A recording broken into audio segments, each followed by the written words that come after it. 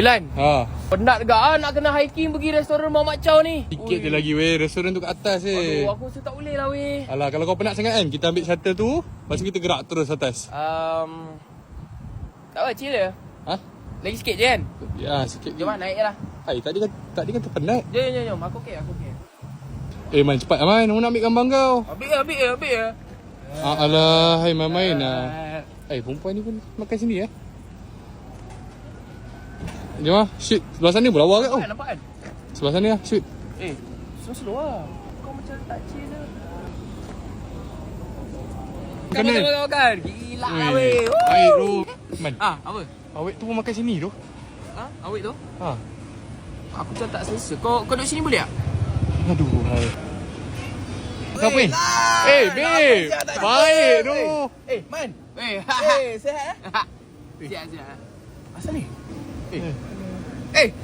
Zura sini lah. Lepak sini. Ni aku cakap dalam grup nak kenalkan kat korang tu.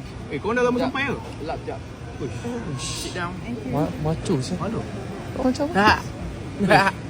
IG problem Orang macam tak boleh nak follow aku. You punya IG okey tak? Okey je. Cuba follow. Sekejap. I tak boleh lah terima. Kau boleh nak bayar hutang aku? Bijak-bijak aku tak nak bayar. Kau pun baju nak sama dengan aku putih-putih lah. Sama dah, lain tu. Kau style lah pakai Lain. putih. Aku okey lah style lah pakai putih kan. I actually ada bela hamster. Tapi baru je mati semalam. Man. apa hal ni? Aku tak boleh lah dengar binatang-binatang macam ni. Can take it lah. Take it. Tapi I okey je. Kira bang? Sekali.